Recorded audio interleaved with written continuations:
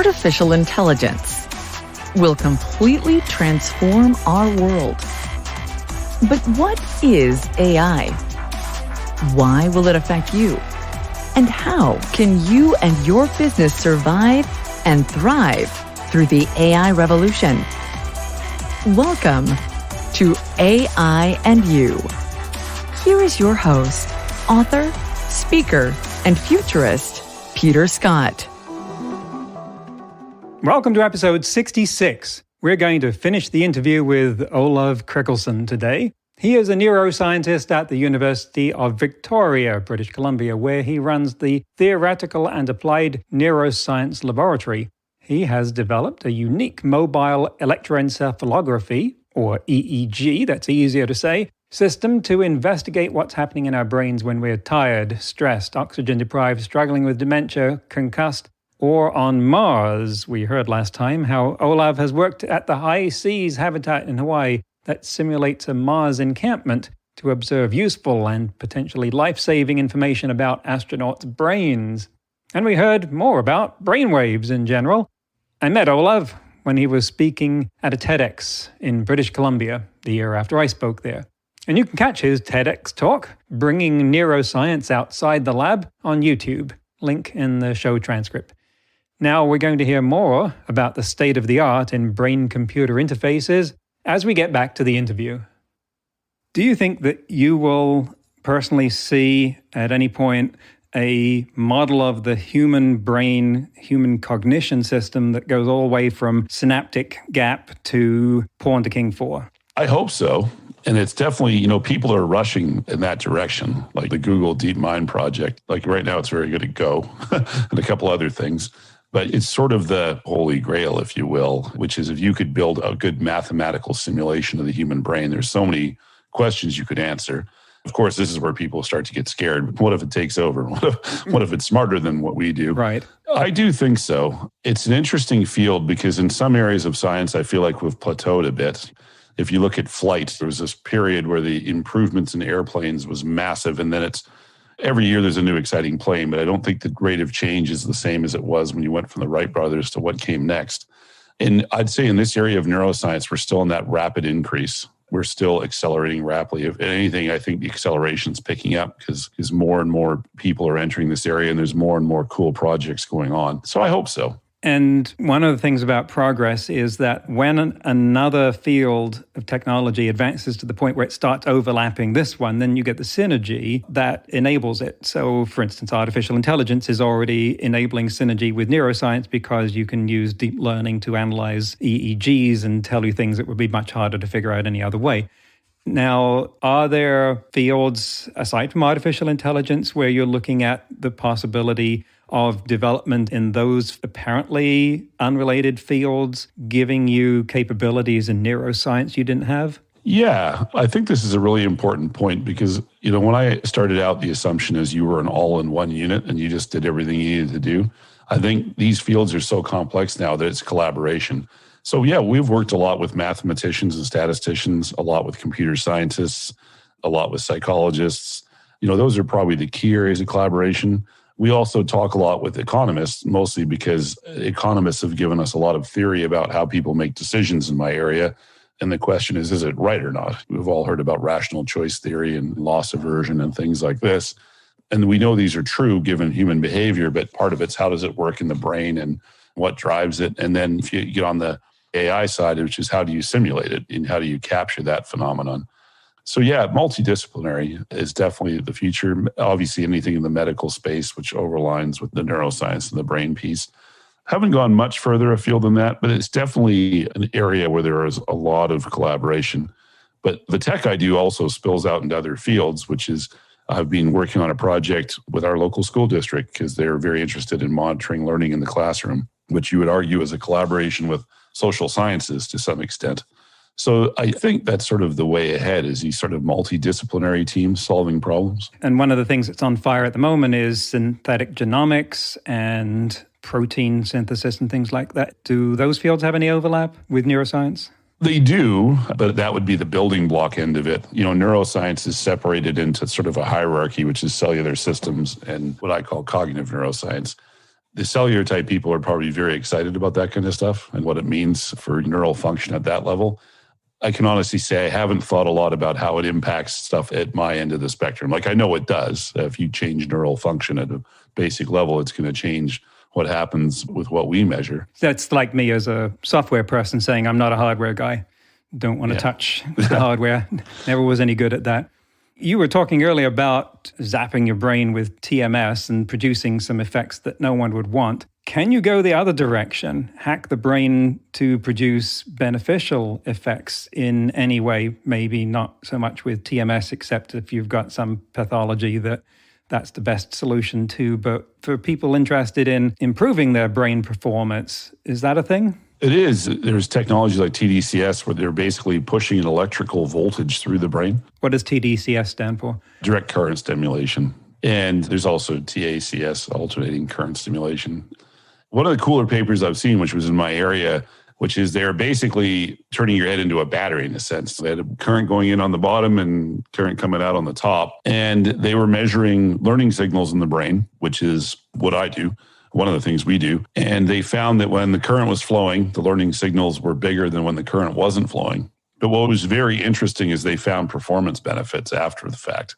So the people when the stimulation was on had learned more than the people when the stimulation was off. Now that's one study.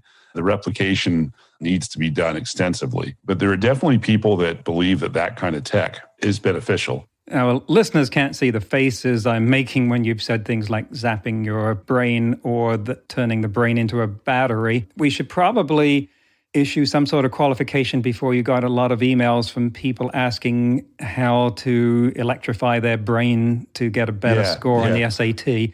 Do you want to modify that? I definitely do. First of all, you need a very specific device. So you can't just run out and get a battery and have this to happen. You actually need a machine that's designed to do this. And these machines are medical grade and need to be purchased. Believe it or not, some of these devices are commercially available, but you don't want to do it yourself. The other thing to remember is these are extremely low voltages and low currents. You can't play around with this stuff. It's kind of like they say in the ads. Don't do this at home. That's exactly what I was about to say. This is the point in the podcast where I haven't had to say it before, but now I will. Don't try this at home, folks. Yeah. But like I said, with the TMS, there are people that are using these things clinically. The EEG versions, which is the direct current stimulation, the alternating current stimulation, these are sort of in their just the very infancy stages. Whereas using TMS to treat depression is quite a well-established practice. Basically, they use the TMS pulse and they provide a treatment regime. They believe if they fire the pulse at a certain frequency in a certain position, it helps with depression. There is scientific research to back that. Not everyone's doing it because it's an expensive technology in its newer stages, but there are medical doctors and clinical neuropsychologists that use this as a treatment protocol. Wow. Let's jump from that to prostheses. Most parts of the body you can get a prosthetic replacement for. The hand, like Luke Skywalker, the heart even.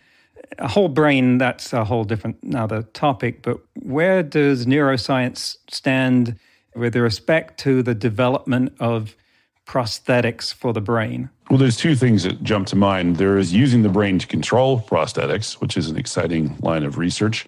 And then there's also putting implants into the brain to do things. So one of the ones that's gained a bit of momentum and a bit of press in terms of the latter is using deep brain stimulation. So one area where I've seen it used quite a bit is with Parkinson's disease. So the idea is you insert, essentially it's a form of a pacemaker. It basically, the whole goal is to regularize the brain function. So the brain functions erratic, and by firing an electrical signal, and this is deep within the brain, not from the surface, you can sort of regulate brain function. There's some fascinating videos you can find on this treatment with Parkinson's patients. Whereas prior to the stimulation being turned on, so they put the implant in and then they can control it externally, if you will. And when the implant is in and the stimulation is not on, the person has this sort of the gait pattern you might expect with Parkinson's. They're shuffling a little bit. There's tremor. You can see the limbs vibrating. And then they turn on the stimulation and the tremor goes away and the person starts walking normally. Now, it's not a cure for Parkinson's disease. Every time I talk about this tech, I have to emphasize that. It does not cure Parkinson's disease. It helps with the symptoms. But the idea is you can improve quality of life for these people. So you can't stop the progress of Parkinson's disease, but you can improve quality of life. And that's the one I'm most familiar with. But there are other people that are looking, there's people that are implanting EEG electrodes deep into the brain to pull signals. So there's sort of these kind of technologies like the deep brain stimulation where they're actually actively modifying brain function. And then there's this other range of technologies which are more listening technologies, whereas electrodes within the brain will get you the most accurate EEG signal you can get. You get so much signal loss by putting electrodes on the surface that if you can measure directly, you're going to get a more accurate measurement. And I think we all know the sort of things that Elon Musk has been saying in this department about Neuralink. He's very good at raising money, attention, and getting people to work for him. There is an idea out of philosophy that predates many of the things we've been talking about called the extended mind hypothesis, which holds that any device that forms part of our cognitive processes or part of our active cognition should be considered to be part of our mind. And this predated computers to the extent that the examples they were using were telephone books, notepads, and things like that. It's a lot easier to see in something like a smartphone that we can't do without, and we use for things like figuring out how to get from point A to point B. The sort of thing that we're talking about here would be held by the originators of that hypothesis, Clark and Chalmers, to be extending the mind further through the types of hardware that we're using, which don't have to be hardwired into the brain any more than our cell phone is. But do you foresee something further down the road that Neuralink would like to go, where we are hooked up to some kind of implant that is there expressly for giving us a direct brain-computer interface connection to improve our ability to do that kind of thing? I guarantee it's going to happen. I would be shocked if it doesn't. The brain-computer interface world is really interesting and exciting in a lot of ways. In my lab, we have a little Lego robot you can drive with your brainwaves. So you just have to think when you want it to go forward, and it goes forward. But it's very rough control. You can basically make it go forward and back. You can't make it start doing figure eights. The EEG signal just isn't that accurate. Although people are working on that specific problem. The key to the EEG for these things is getting the cleanest signal possible. EEG is inherently noisy, which is why it's not great at control signals or why it's hard to use it in a lot of other ways. So by putting anything in the brain and on the tissue you want to measure, you're going to get the cleanest data possible, which means your control gets better. So as opposed to making the robot go back and forth, you might be able to do those figure eights and do whatever else. Okay, engineer question time. How much of the noise in an EEG signal is attributable to system noise, actual noise like temperature in the circuits, versus things that the brain is doing on purpose, but we don't understand them? It's a bit of both. I hate to sit on the fence, but the low-cost systems we work with, the mobile systems, a lot of the noise is from the hardware itself. The reality is if you buy a $250 headband, you're not going to have the same quality as if you buy a $100,000 research-grade system. So on the lower end of the spectrum, a lot of the noise is due to the system itself. In terms of the brain, one of the problems with EEG is that the signal propagates instantaneously across the brain. So just because you, say, have a sensor on your forehead and you see a lot of activity there, it doesn't mean that the brain region right underneath that is the one that's firing the most. It could be somewhere in the back of the head, and it's just the way the signal propagates. So by getting inside the brain, you're reducing that a little bit because you would presumably be measuring from the neural tissue where the activity is actually happening. Now, you're still going to be impacted by that other signal that's coming through, but in principle, it should help solve that problem a little bit more. So the noise you see in the signal, like I said, is it's other brain regions firing. Because even right now, as we talk, part of our brain's going, I'm hungry, part of our brain's going, any number of other things. And that all combines, plus the part of the brain that's trying to, in your case, process what I'm saying, in my case, trying to generate words. And that all overlaps into the same EEG signal. So separating it is a tricky problem. My brain is doing a lot of things at other levels, like processing touch senses from my fingers, listening to my digestive system, and this sort of low-level thing, including probably some sort of regulation of autonomic systems of some kind that I know too little about to use long words.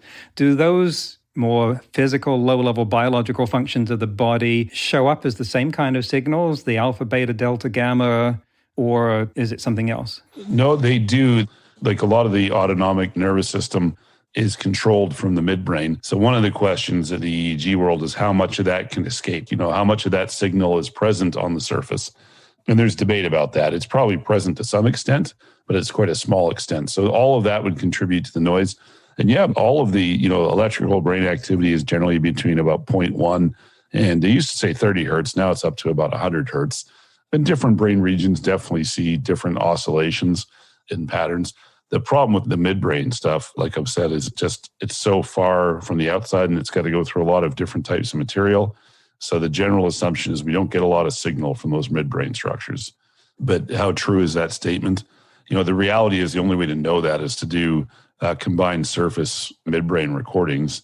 And there are people that do that, believe it or not. There are a very small number of studies where they've got pre-surgical patients and they're opened up and then they basically say, can we record?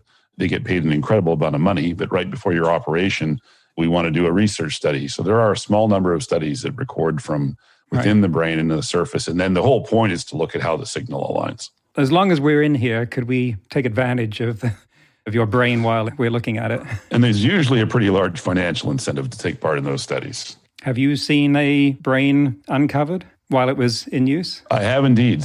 Not while it was in use. When I did my neuroanatomy class during my PhD days, it was in the morgue of the local hospital and we dissected a human brain.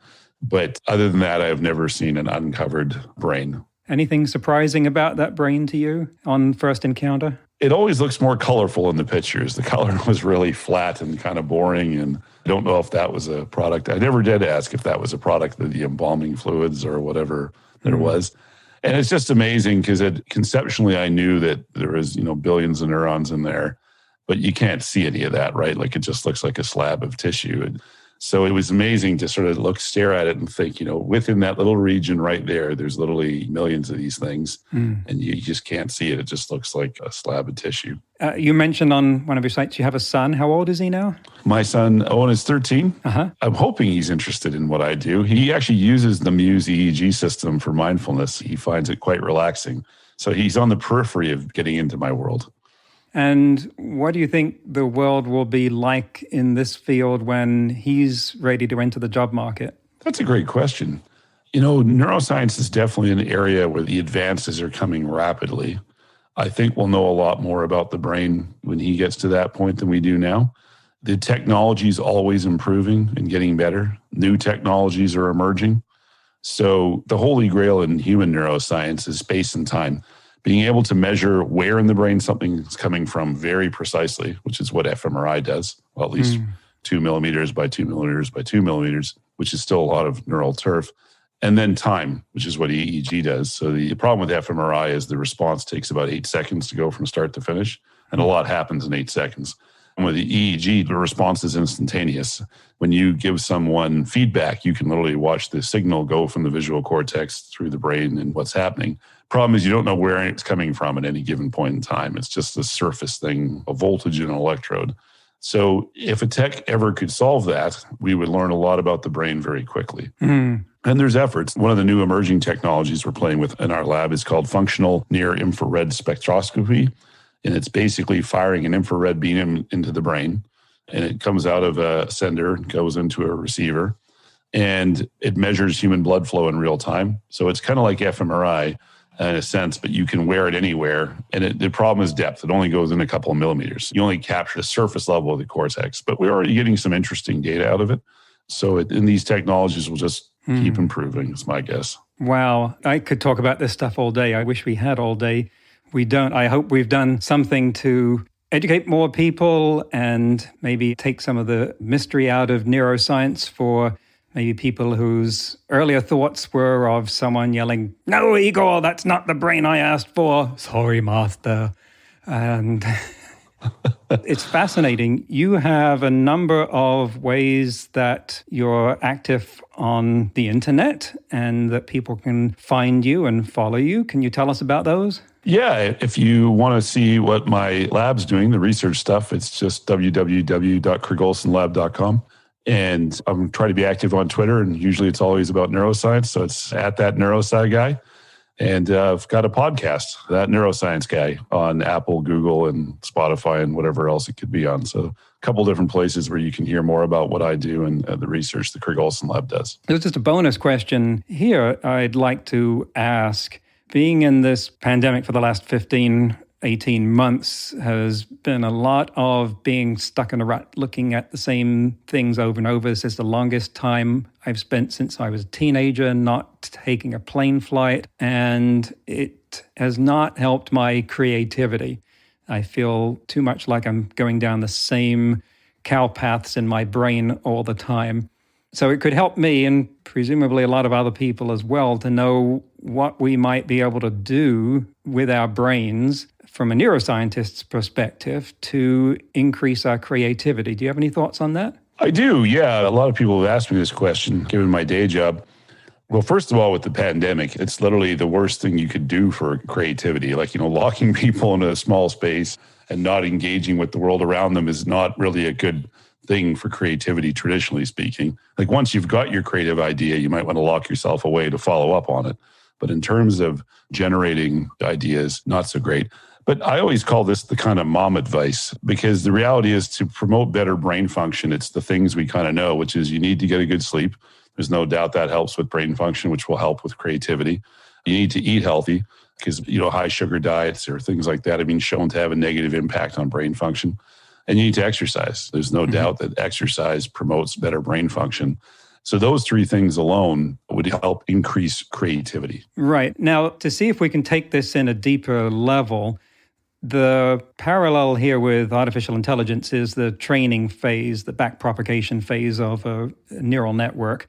And then it becomes used to generating a particular result. If you want it to generate different ones, you have to retrain it. So this is perhaps the dark side of neuroplasticity. Is it that we get too used to going down the same paths? Is there something that we can do cognitively to shake our brain out of being too used to something like going to a different environment? Travel always gave me new creative perspectives, even though there's no otherwise logical reason why being in a different country should make my brain better able to, say, write fiction. So there's some kind of parallel there. There is. What's novelty? Our brains crave at some level novelty. So what you're saying actually makes perfect sense, because just by putting yourself in a novel environment, something new happening, it's going to promote different neural processes. So the key is you sort of have to force yourself out of the situation where there's no new stimulation and create new stimulation, however that works for you, right? Like whether it's traveling, whether it's trying something new, reading something different, anything to promote different patterns of thought. And this is why sensory deprivation is a form of torture, right? Is because there's absolutely zero novel, there's no input. So when we get our regular input, our neural function, say, is firing at a certain level. But when we get novel input, it ramps up even more. There's got to be some kind of balance there, though, because meditation is supposed to be sensory deprivation. And my times in an actual sensory deprivation float tank have been very productive for my mental health. Presumably, one wouldn't want to overdo it, but 2 hours in one of those leaves me feeling far more relaxed than 2 hours doing anything else. True. With that kind of stuff, there's definitely a sweet spot, and there's some individual differences there. So you're right. In the short term, these sort of exercises are good for us, right? And I use sleep as a parallel when I talk about this. The right amount of sleep is perfect for you, but oversleeping is actually bad for you. It's true with these things too. I 100% agree, Peter, that 2 hours in the tank probably had a very positive impact on you. Obviously, it didn't. It wasn't probably, it did. But I would hate to see you at 40 hours in the tank. It probably wouldn't be feeling creative or rested. You'd probably be going a little loopy. I think so too, plus too expensive. So in terms of a balanced mind diet then, any suggestions for what could have that same sort of associative effect of increasing novelty in one area, helping with creativity in other areas? Have you suggestions for any particular kind of novelty? I think I saw something recently that said crosswords aren't all they're cracked up to be for that kind of thing. Variety is the spice of life, right? So I think for most of us, changing it up and trying different things is going to help the most. So if you do your daily Sudoku, mix it up, try a crossword, different things, like try different things to engage your brain. And that's the key thing. Like, I think to promote creativity, you have to give your brain a lot of experiences, a lot of different things. So if you're used to reading a particular genre of book, read something different. If you're used to watching this show on TV, watch something else. Try different walking routes, anything. You just want to increase the range of input to the brain. Terrific. Anything you want to say to people who are at the beginning of their career choices or higher education choices, thinking about neuroscience, maybe on the fence? What do you want to tell them, the good, bad, and the ugly that might inform their choice? The good part is you're literally learning about why you do the things you do. I think it's fascinating. Like, when I make decisions, I'm thinking about what's going on in my brain. If I have trouble with my golf swing, I'm thinking about what that means. So you can learn literally about yourself and about people and why they do the things they do. The bad is it's a lot of work. The students in my lab typically need to know computer programming. They need to know neuroscience, and they also need to know statistics. So the advice I would give would be for anyone that's interested in neuroscience is really get good with computers and computer programming, because that's really where most of my time is spent in front of a computer writing mathematical algorithms and to analyze data or interpret data. Most of it isn't spent staring at brains or brainwaves. So I would definitely say that one of the best skills to learn would be computer programming, followed by statistics. I would say learn the neuroscience part third. And computer science plus statistics equals introduction to AI. So many fields have turned into working in front of a computer 90% of the time. And I'd like to hope that AI could free us up from being quite so slavish to it. But that's the nature of it, or at least make it a little more transparent, because here I am and here you are sitting in front of a computer, but at least we're having a conversation. So, Olav Krigolson, thanks for coming on the show. This has been wonderful. Peter Scott, thanks you so much for having me. I've loved our chat. And that's the end of the interview. I hope you enjoyed that as much as I did. It's incredibly exciting how this field of neuroscience is exploding. The media is running constant stories about brain-machine interfaces. The research seems to be progressing by leaps and bounds. I don't know how much of that is due to Elon Musk's Neuralink, but he certainly did elevate it in the public eye. Are you inspired now to go out and hack your brainwaves with one of these new mobile EEG headsets? I got one. I've been playing with it. I'd be interested in what you find out or what you can do with it. Of course, reading our thoughts at the level of what I'm saying right now is who knows how far off. I used to tell people who came to my classes that when we had fully working brain-computer interfaces, I'd be able to send them the whole class in a few minutes, and then we could spend the rest of the time goofing off. Actually, what would we spend the time on? That's another one of those huge questions about our future with AI that's just waiting to be explored. In today's news ripped from the headlines about AI, in a story from Interesting Engineering, Israel has demonstrated fully AI-controlled drone swarms. Now, we've seen AI swarms before. If you watched the Olympics, you saw a beautiful demonstration at the end, closing ceremonies, where 1,824 drones maneuvered themselves into shapes like the Earth to make a spectacular light show. Obviously, no one programmed each path individually. There was some mass control guidance software, but it didn't use AI. So the Israelis have been using AI and supercomputers to identify locations of Hamas activity and plan strikes with drone swarms to remove any strategic advantage. And those drone swarms are reportedly fully autonomous. Of course, if you've seen the Slaughterbots video, and if you have, you would remember it. If you haven't, you can Google for Slaughterbots. Be warned, it is disturbing, intentionally so. Then it's hard not to be reminded of that. And the technology in that video is not a stretch by any means. We've had discussions about the movements trying to limit the development and use of autonomous lethal weapons on the show before. Go listen to the interview with activist Peter Asaro in episodes 40 and 41, for instance. I think we can only expect this type of technology application to continue developing, however.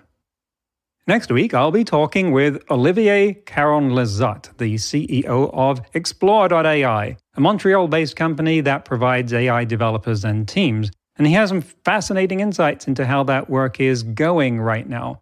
We'll be talking about all the mechanics and nitty-gritty of getting people paired up with work and how that's working out with companies that have to spend real money and get real results. That's next week on AI and You. Until then, remember, no matter how much computers learn how to do, it's how we come together as humans that matters. That's all for this episode of AI and You. Please leave a rating and comment and share with your friends. Get the book Crisis of Control and see more videos and articles at aiandyou.net.